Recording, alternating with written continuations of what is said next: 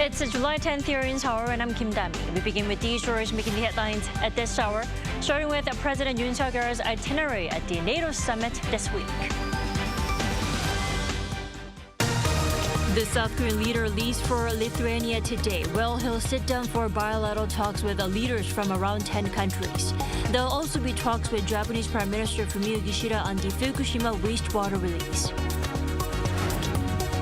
And the chief of the International Atomic Energy Agency says that Japan's wastewater discharge plan meets international safety standards, which has sparked a clash in opinions with South Korea's main opposition Democratic Party. South Korea is off to a rainy and thundery start to the week this morning. The entire nation will see monsoon rain throughout the week. President Yoon will embark on an overseas trip to Lithuania on Monday to join NATO leaders for an annual summit, with the war in Ukraine again set to be a major topic. Our Kim Do-yeon starts us off this morning.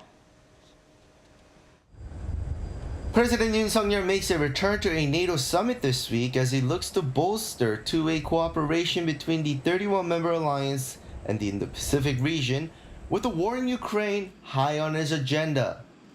This is Yoon's second appearance at the multilateral summit after participating last year in what was a first for a South Korean president. The president will lay out South Korea's contribution to peace in Ukraine, one of the most important issues for the international community, and will concretely set forth our global responsibility diplomacy. According to an official at the top office, Seoul and NATO will adopt a new document to institutionalize cooperation in 11 areas, including non-proliferation, cybersecurity, and emerging technologies. Yoon will also meet with NATO Secretary General on Tuesday and will take part in at least 5 bilateral summits, along with various other multilateral engagements. Yoon will also moderate a 4-way summit with the Asia-Pacific 4 nations, including Japan, Australia, and New Zealand. This also comes as South Korea formally opened a permanent mission to the organization in Belgium last November. South Korea and NATO officially formed a partnership in 2006 based on shared values of freedom and democracy, but have sped up cooperation recently, with uncertainties across the globe. And the two see mutual benefit from the partnership. We are, of course, concerned about the reckless missile tests and the nuclear programs of North Korea, and the war in Ukraine has also ramifications for your region. And we also know that North Korea is providing military support to the Russian war efforts with rockets and missiles, and this just highlights how we are interconnected. On the other hand, just like the last time, China has not responded well to South Korea and Japan's recent close ties with NATO.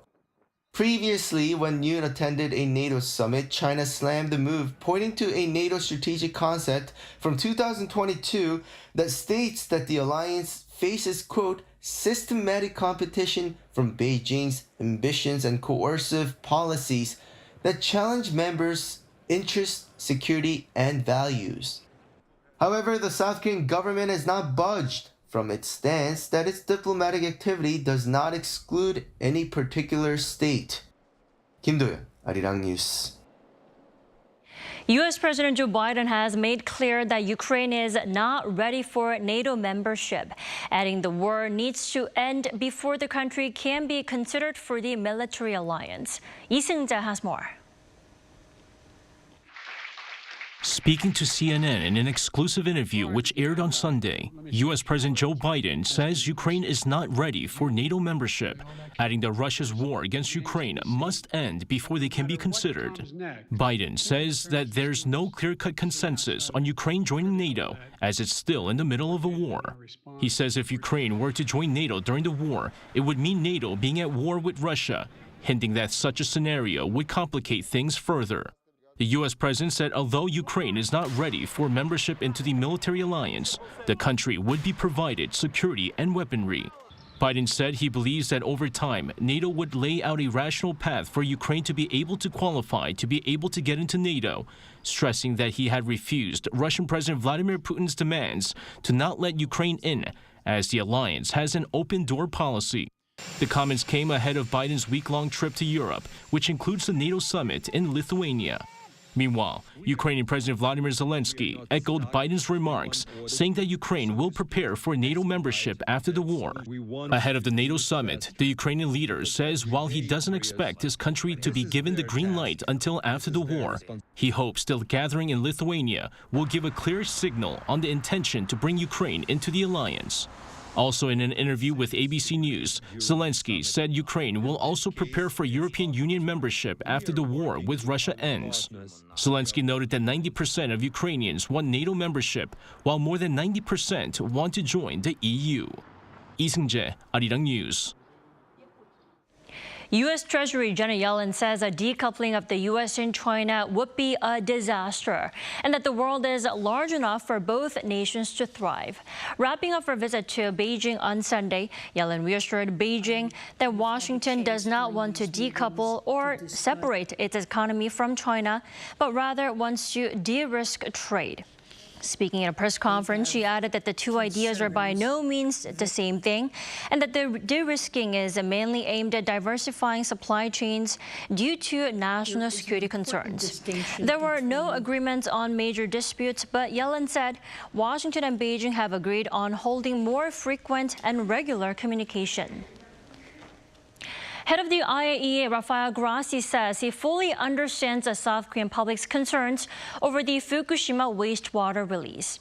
His trip to Seoul to tame the worries, however, still left some clashes among political circles. Our Lee Si-hoo reports.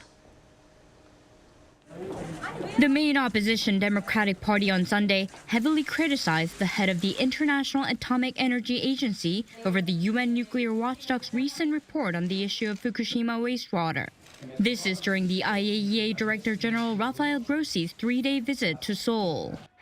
Coming to an early conclusion without properly studying the impact of the discharge on neighboring countries like this makes this a self-check customized for Japan. The party further claimed that the report did not check the performance of the advanced liquid processing system, nor did it review the long-term effects of the discharge on the marine ecosystem. It further asked for the postponement of the discharge. Grossi reiterated the report's conclusion. Our conclusion has been that this plan, if it is carried out in the way it has been presented, would be in line, would be in conformity with the international safety standards. To which the DP replied, There exists an international standard for coolant released from a normal nuclear power plant, but there's no such international standard for discharging nuclear waste. The ruling People Power Party, on the other hand, urged the opposition to stop what it called non-scientific agitation. This global shame is a disaster caused by the DP's false myths. How much further will the DP debase South Korea's national dignity? The PPP says it is coming up with ways to safeguard the fishing industry, while 11 DP and independent lawmakers are traveling to Japan to hold public protests. It's expected that the ruling and opposition parties will continue to clash on the issue as the parliament's extraordinary session restarts on the 10th. Grossi also met with the head of South Korea's Nuclear Safety and Security Commission, Yoo Guk-hee. Yoo reportedly asked for the continued participation of South Korean experts in the IAEA's future review process, and Grossi responded that he will look for ways to make this happen. According to South Korea's Foreign Ministry, Foreign Minister Park Jin also met with Grossi and asked for the agency's active cooperation in ensuring safety and reassuring the public. Lee Si-hoo, Arirang News.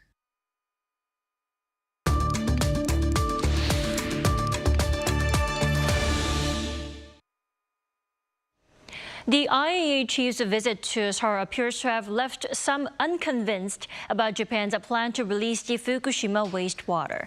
Let's take a look back on Grossi's visit to Seoul with Mr. Walter Sim. He's the Japan correspondent at the Straits Times. Good morning. Good morning.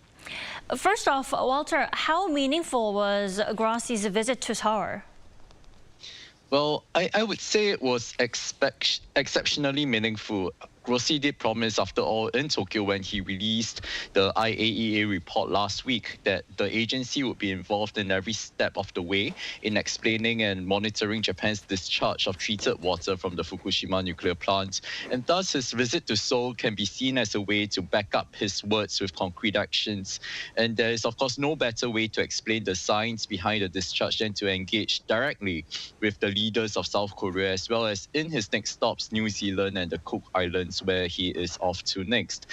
Particularly, I think there is value in going to Seoul as well and being directly confronted by the protesters, because that would have given him a tangible sense of how controversial, how political and emotional the issue is.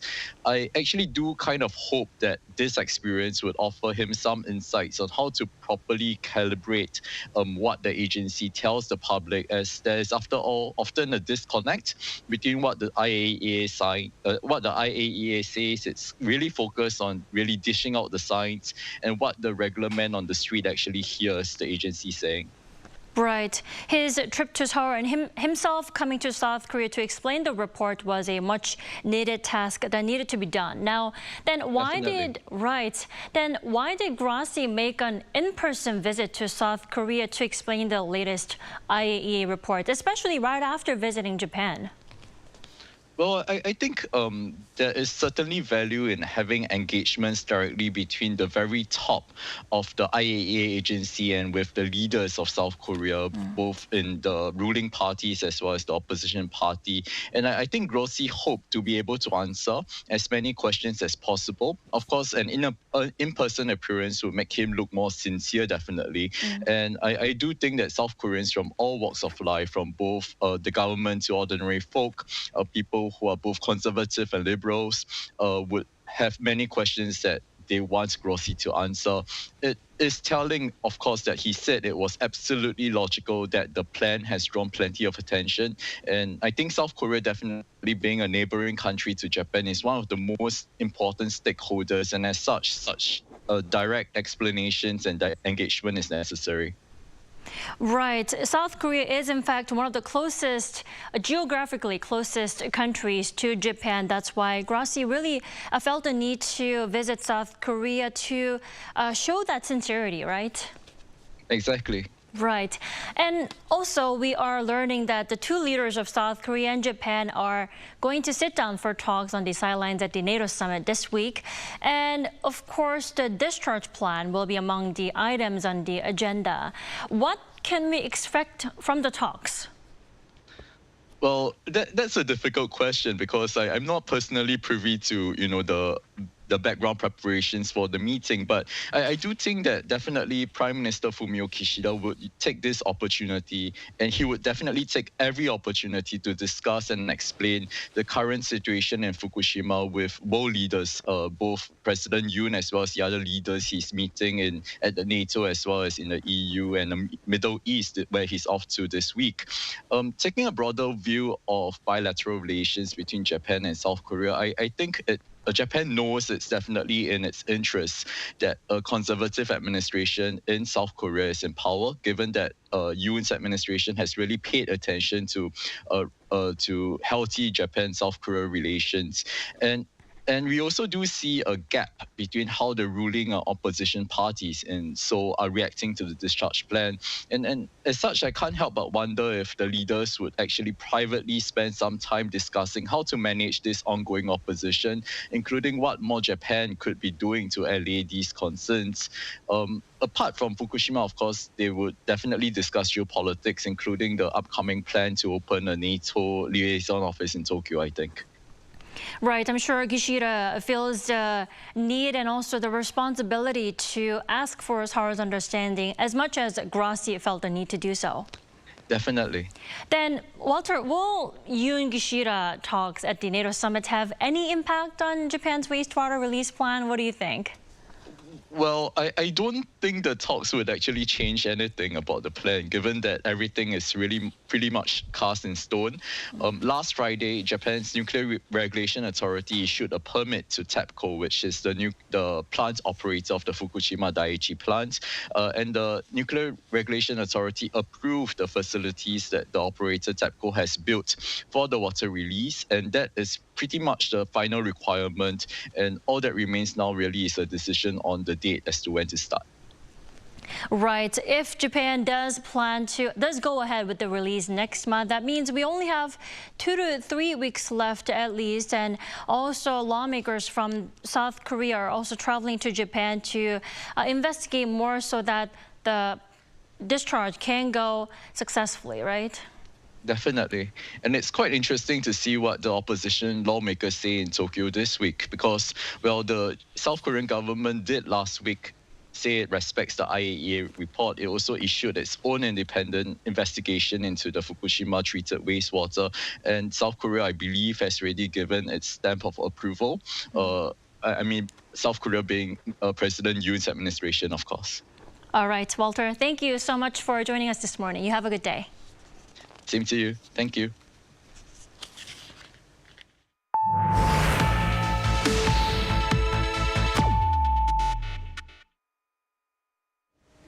Torrential downpours are battering South Korea. Frequent rain is in the forecast for the whole week, with the Korea Meteorological Administration advising caution. Shin Se-byuk reports.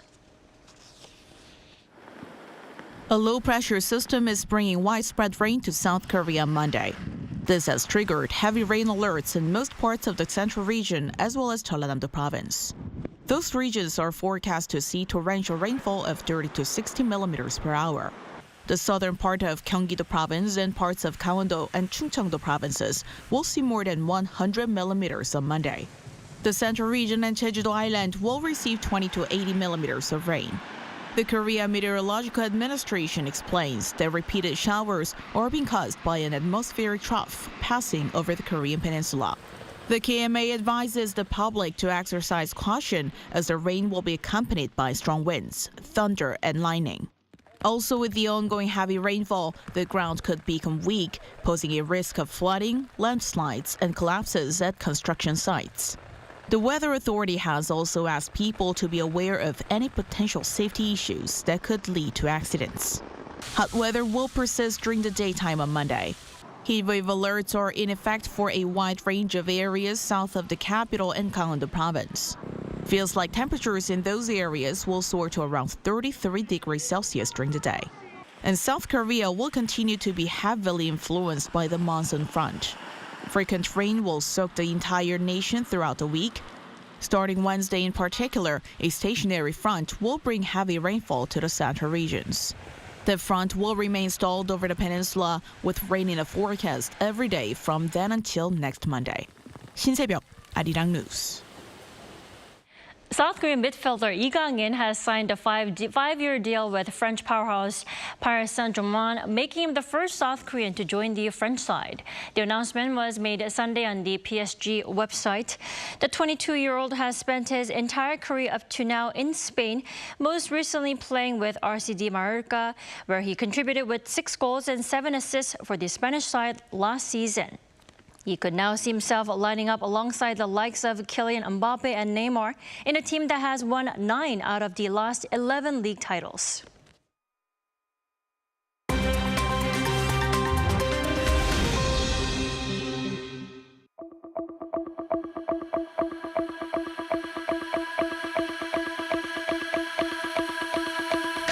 Good morning, I'm Matthew Ashley, and we now turn over to stories from around the world. We begin in France, where the French government has banned the sale, possession and transport of fireworks, with an exception for official fireworks displays run by local authorities. Now announced on Sunday, the ban comes ahead of Bastille Day, the National Day of France, which is celebrated annually on July 14th. The ban will be lifted from July 15th onwards.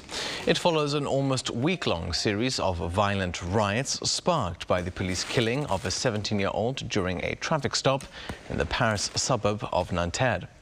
Protesters were seen using fireworks as weapons during the riots, which saw buildings and cars set alight, public transport services restricted, and thousands of people arrested.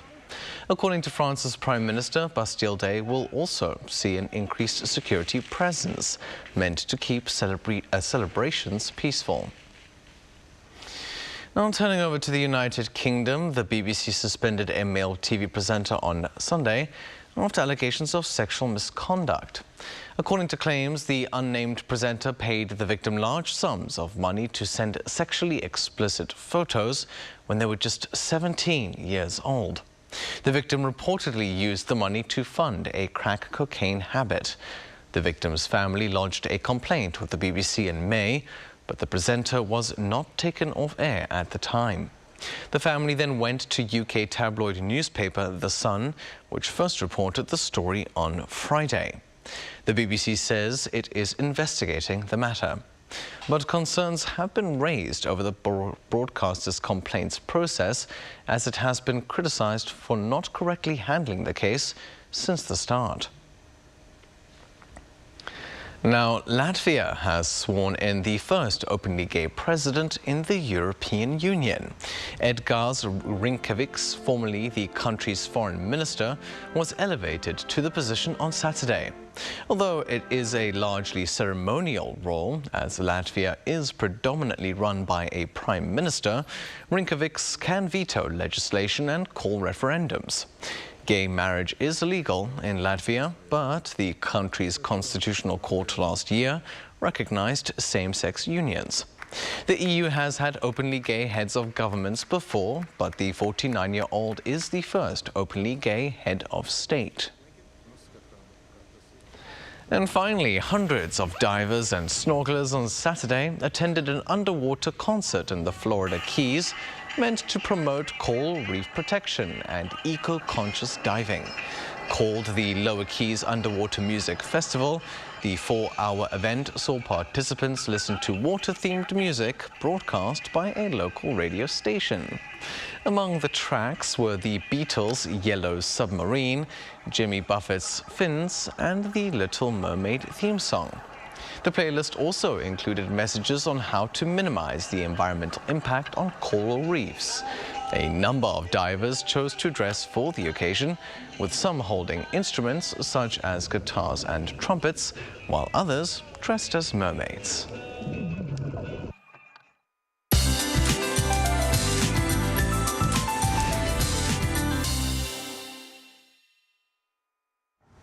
Good morning. What heavy downpours we had on Sunday, with some sunshine returning in the mid-afternoon. The new week starts off with wild weather again. Right now, the central regions and the west coast along Jeollado provinces are getting heavier showers. Jeollado and Gyeongsang-do provinces, where a heavy rain advisory has been issued, could see more than 100 millimeters of heavy rain for the day, with 30 to 60 millimeters an hour of rain to pound down throughout Monday. Meanwhile, heat wave advisories are also in place despite that massive rainfall, with the east coast of Gangwon-do and parts of the south had a tropical night overnight. Seoul and Daejeon will be getting up to 29 degrees this afternoon. Daegu and Gyeongju will see highs of 33 degrees Celsius. And brace for a wet week. We have frequent rain in the forecast all through the week. A torrential amount of rain will pick up from Wednesday in central areas, so please try to keep up to date with the latest weather forecast for your safety. That's Korea for you, and here's a look at the international weather conditions.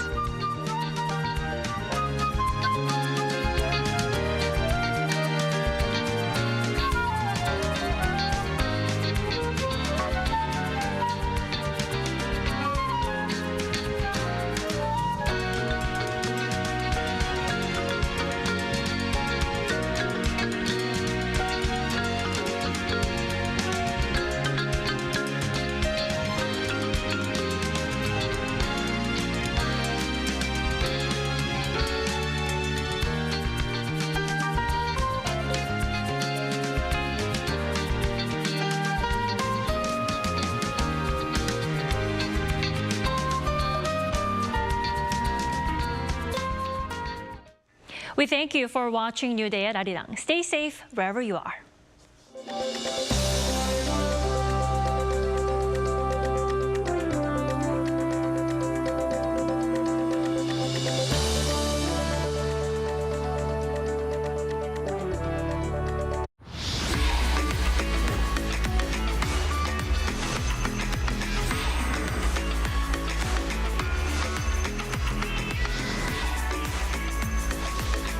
Lotte takes a new leap beyond its boundaries. Our change will lead to better lives for all. New Lotte, the power of a better world. New today, better tomorrow. Lotte. 한국에 오면 먹어야죠.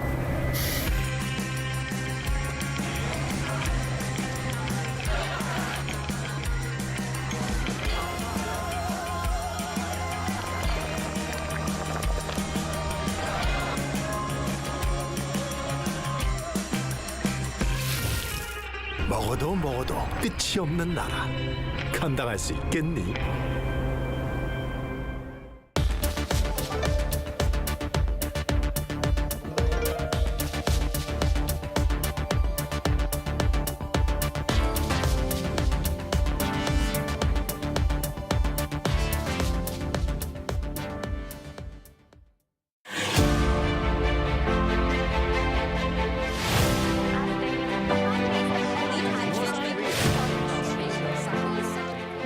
Stories on site. From Korea to the world, and from the world to Korea. We ask questions every day that could change the world. Taking news a step further, Arirang News. You're watching Arirang News. You're watching Arirang.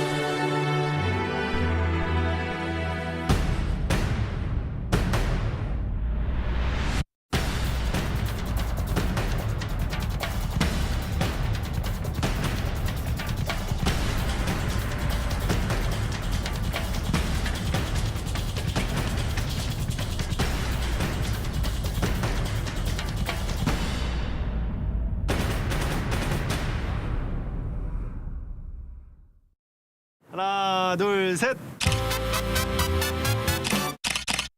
Hey, Mr. Cupid, who's mine? Make sure you listen to what I say. I may be stupid or quite naive.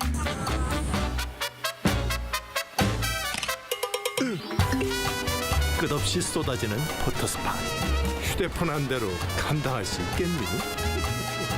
Arrow straight through my heart.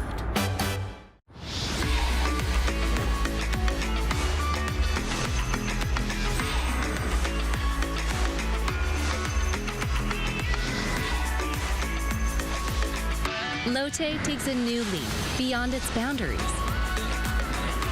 Our change will lead to better lives for all. New Lotte, the power of a better world. New today, better tomorrow. Lotte. Welcome.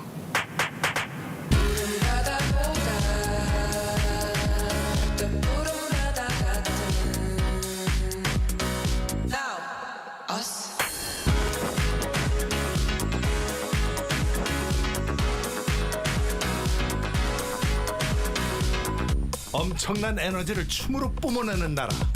감당할 수 있겠니?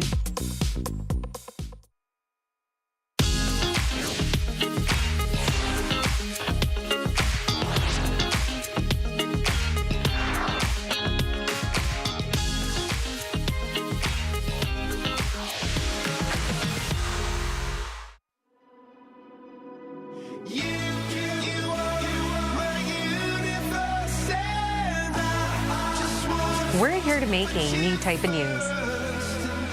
New insights, new styles, and new topics every day. We are News Generation. Making news just for you. It's July 10th here in Seoul. I'm Yoon, and this is News Generation, where we make the news at Arirang's very own open studio. Every morning, we'll discuss the top issues and latest current affairs affecting people in their 20s and 30s. Joining me in the studio is Ji-hee. Good morning, Ann. Good morning, and Park Ki-hoon. Happy Monday. Happy Monday. Now, both are here to speak on behalf of people in their 20s and 30s. As usual, let's start with our news feed, which covers different hashtags and news items that have been trending on social media over the past 24 hours. A new social media app emerged last Wednesday. It's a text-based app called Threads, made by the company Meta. In just 2 days, 70 million people signed up, which the company's CEO Mark Zuckerberg said was beyond his expectations. Industry analysts attributed Threads' popularity to its convenience. Instagram users can sign up with a single tap, and many say it could be a potential replacement for Twitter. And moving on, we're now heading towards the peak of summer, but it seems that not a lot of Koreans are planning to go abroad or even nearby for vacation because of burdensome travel expenses. Online survey company PMI asked 3,000 people aged 20 to 69 if they have summer vacation plans. 4 out of 10 said no. Another 4 said they haven't planned anything yet. Many of those in their 20s and 30s said they couldn't go this summer because it was hard to find the right timing and because it seems costly. And staying with what's happening in Korea, the Ministry of Economy and Finance said it would consider increasing the threshold for taxes on inheritance from parents when they give their children financial gifts when they get married. Officials thought exempting tax burdens when newlywed children receive money gifts or financial support from parents could urge more young people to get married and hence raise birth rates. Currently, the Finance Ministry is considering exempting the tax on money gifts that parents give to newlyweds within 2 years of them trying to tie the knot. Now, we're going to take a closer look at the last story. It's been attracting a lot of attention because it comes down to our taxes. Currently, South Korea's inheritance tax-free limit is set at 50 million won, which is around $38,000. If parents give more than this amount to their children as inheritance within 10 years, they could be taxed up to 50% of what they give out. Now, this is also a significant move given that South Korea hasn't updated its inheritance tax system for 23 years. But because officials haven't specifically defined what wedding expenses are and how much could be overlooked as not part of an inheritance, they're deciding to give out more details towards the latter of this year. While this seems to be an ideal measure, it has stirred some controversy, right, Ki-hoon?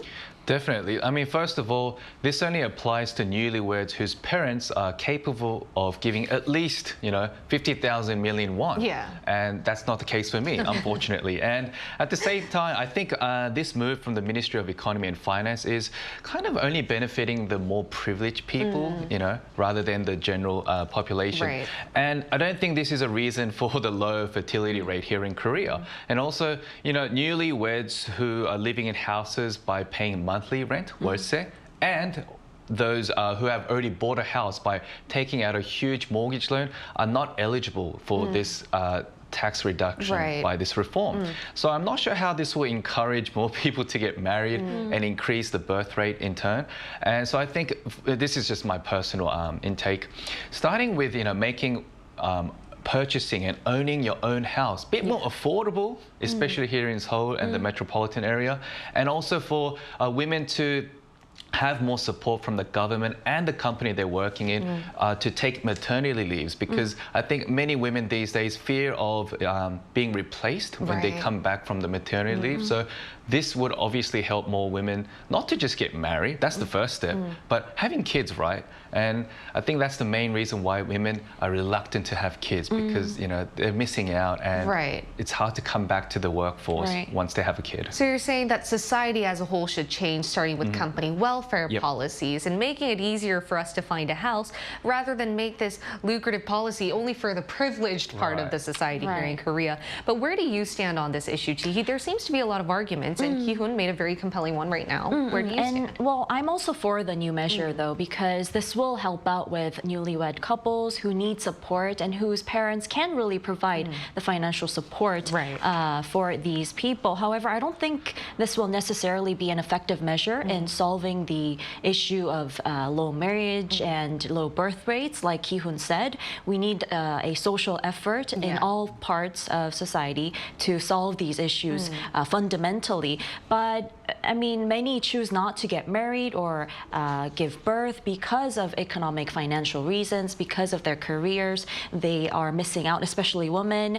But then I do think it definitely is a step forward to resolving the issue, although it's not a fundamental solution. There doesn't seem to be a causality or correlation, but it does seem to be a new move going in the right direction because, as I mentioned before, we haven't changed up the inheritance tax system for 23 years.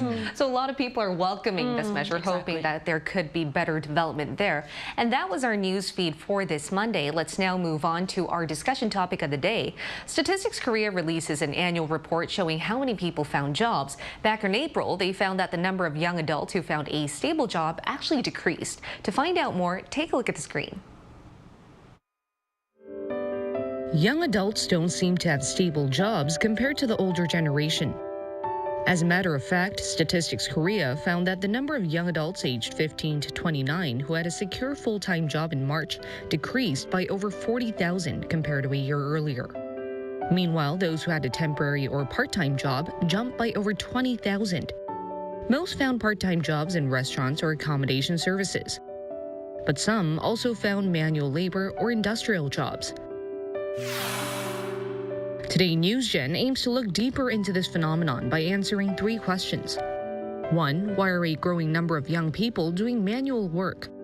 2. There seem to be many related accidents at the workplace. Why so? 3. How should South Korea better protect people working in dangerous fields of work? Unfortunately, we see so many accidents in the workplace, and what's particularly upsetting is that even though we're living in times with advanced technology and high awareness of safety, we still see so many industrial accidents. And Sihi, why don't you just tell us how common these accidents are here in Korea? Well, these are really common because on news we hear all these tragic accidents almost every month, although they're not covered in detail all the time. If we take a look at the number of the occupational fatalities in South Korea, first of all, though, it's 0.43% for 3 per 10,000 people, that is. And although the figure is low for the country, it still ranks 34th in the 38 different member states of the OECD. And the OECD average is 0.29, so South Korea stands very high compared to the average, really. And while Korea's industrial accident fatality rate did not show much improvement, if we take a look at the other countries' rates, they did drop significantly in 2020. And according to a law professor, that's because some countries, they choose to make changes, regulations, rules from the government side, but they also make efforts on the company side as well. They have their self-regulations as well. So it should be a balanced effort between both the parties. The company and the government. Exactly. And though we still see a lot of manual laborers be in their 50s and 60s and accidents happening in that age group, we're also seeing a lot of young adults take their lives on these fields, right? That's right. So notably, a growing number of victims are people in their millennials and Gen Z in 20s and 30s. And that's because the younger population engaging in these arduous jobs, these labor jobs, such as delivery services that have high risk, is increasing continuously. If we take a number back in 2021, it surpassed 400,000 in fact. And very recently too, this was only a month ago, a man in his 20s, he was fixing the elevator and he fell from the elevator and died of this tragic incident. And what's notable here is that the regulation of fixing an elevator wasn't kept. So usually 2 people are supposed to be engaging in these sort of jobs, but he was alone and he asked for help, but he didn't receive the help he needed and ended up dying, which is really tragic. So tragic. And Kyun, would you like to add on how common these industrial industrial accidents are among our generation. Yes, another industrial accident occurred in late June at a big supermarket parking lot.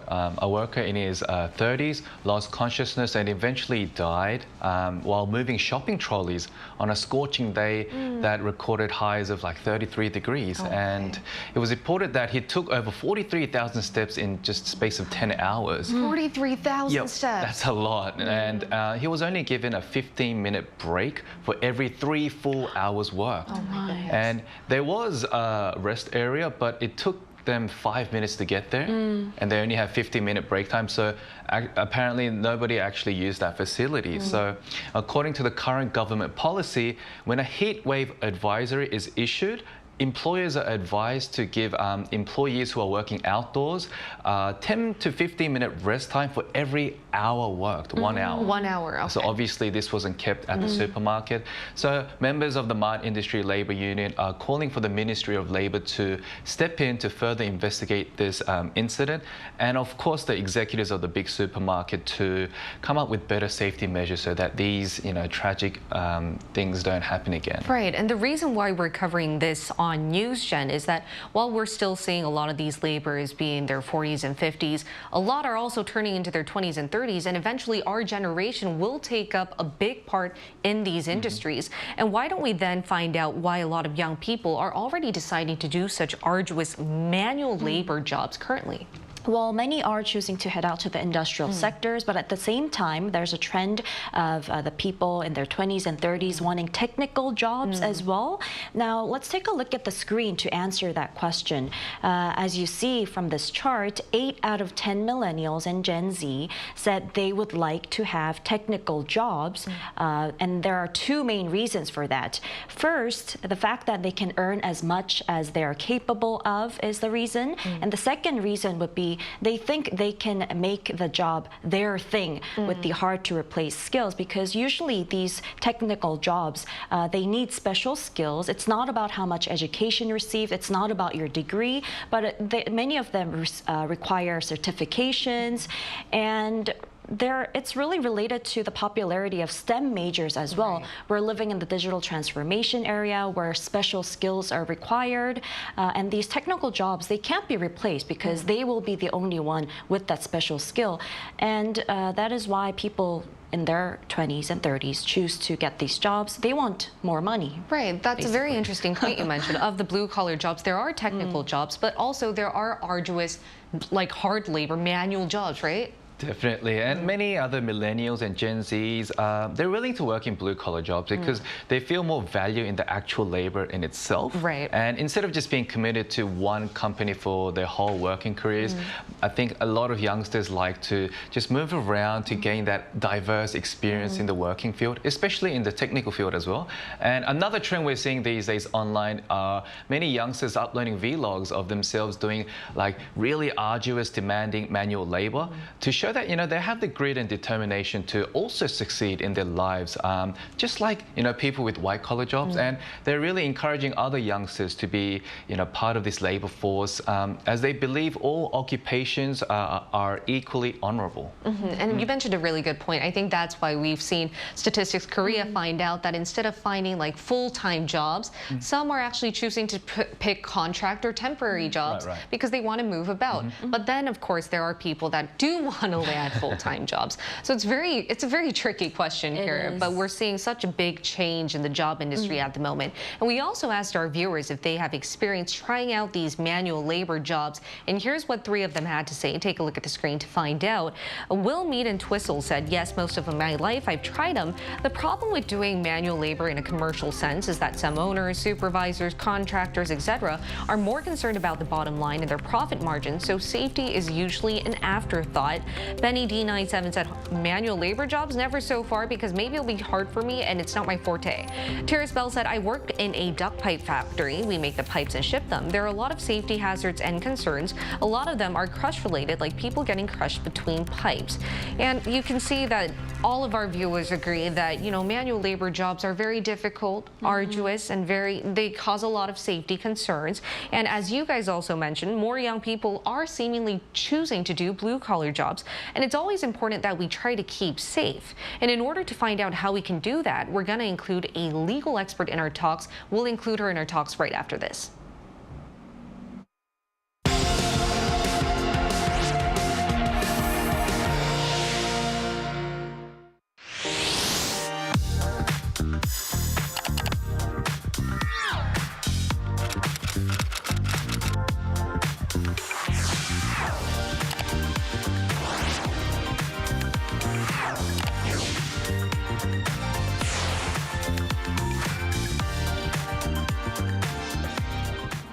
To find out how we can better protect those working in industrial jobs, we're going to include a legal expert in our talks. It's Professor Cho Kyung from Hongik University here in Seoul. Great to have you with us today, Professor Cho. Hello, good morning. Thanks for having me. All right, I'd like to ask you the first question. Do you think compared to other parts of the world, South Korea does see a lot of work-related accidents? If so, why? Yes, we do, unfortunately. Ours, I think you mentioned also in the intro, but our average industrial deaths roughly 3 or 4 times the OECD average, and we consistently rank in the upper group, which is not a good place to be. And I can say that there are essentially 2 main reasons why the industrial death and accident rate is still very high. First is structural, because since the Asian financial crisis, many companies have decided to cut their workforce that they usually employ and instead subcontract a lot of the work that they do, particularly in construction, which is very cyclical industry, and heavy industries and manufacturing. And it's those industries where most of the accidents occur through falling, crushing, being squeezed to death, etc. And so that's one structural reason why the rate is very high. And second is, this is very common to a lot of other countries also, but employers are obviously concerned about the bottom margin, and they essentially cut corners and skimp on safety measures. I'm sure you've also seen people, dangling by one single rope, cleaning windows of high-rise buildings. Your reporters also mentioned somebody falling into an elevator shaft and being killed as a result, and they should have actually been working in pairs rather than alone.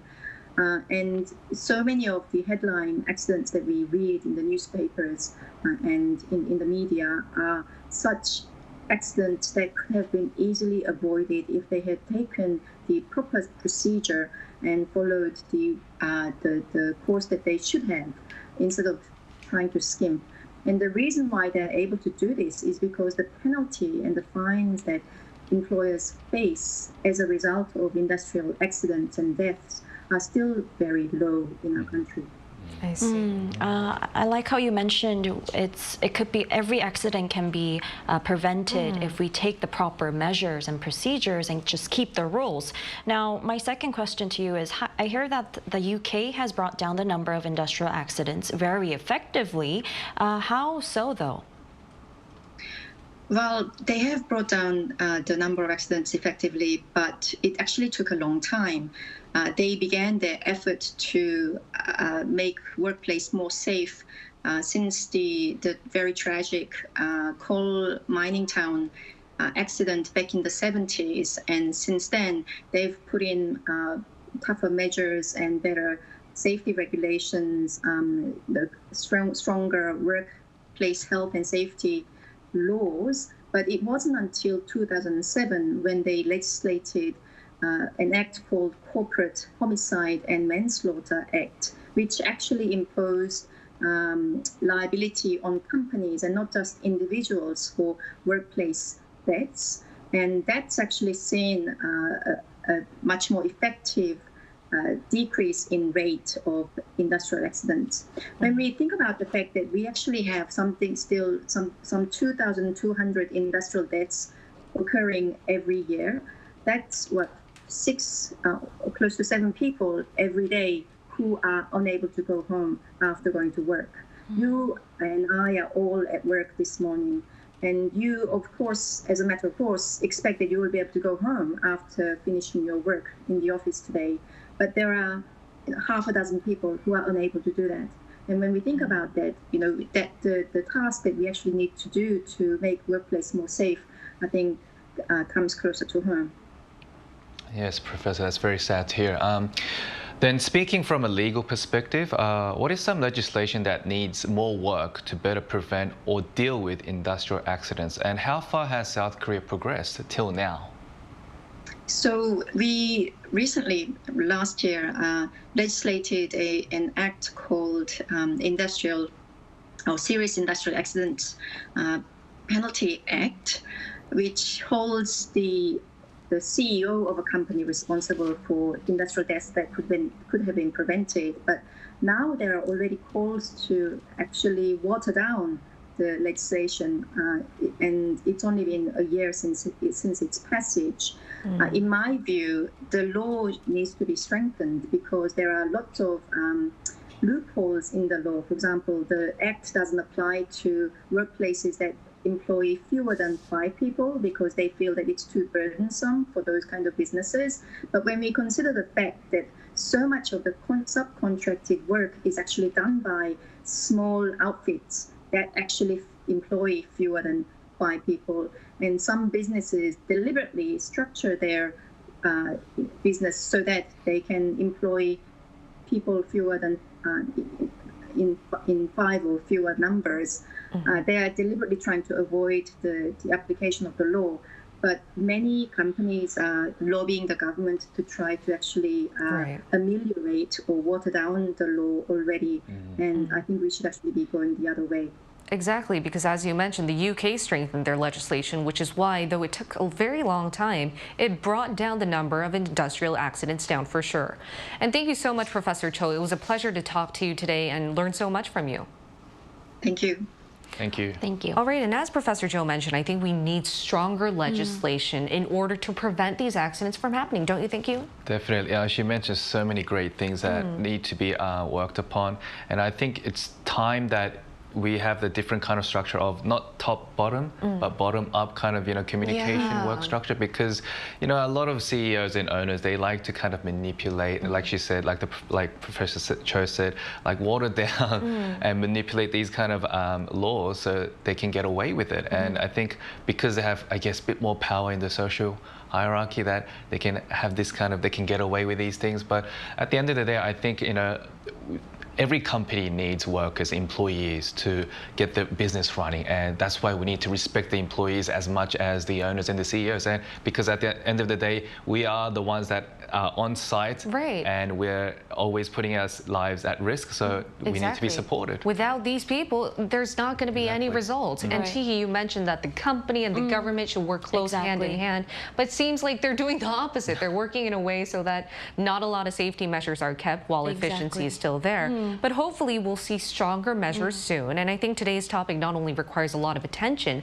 but has also garnered some. Whenever we hear young laborers get hurt or die at the workplace, we see boycott movements against those companies that have taken lives, or waves of condolences on social media, right? That's right. So we've continuously mentioned that one of the key characteristics of our generation is that we make use of these digital platforms to raise awareness such as these issues.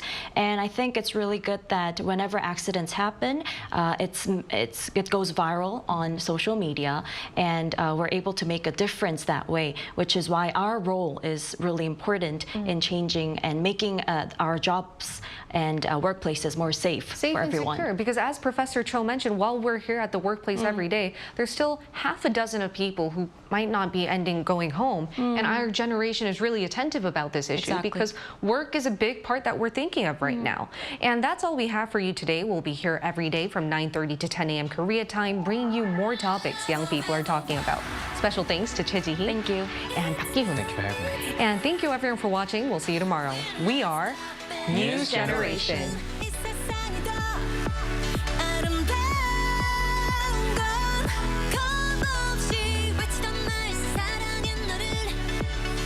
하나, 둘, 셋. Hey, Mr. Mr. Cupid, who's lying?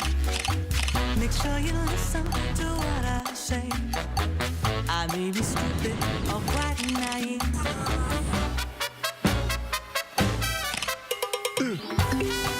끝없이 쏟아지는 포토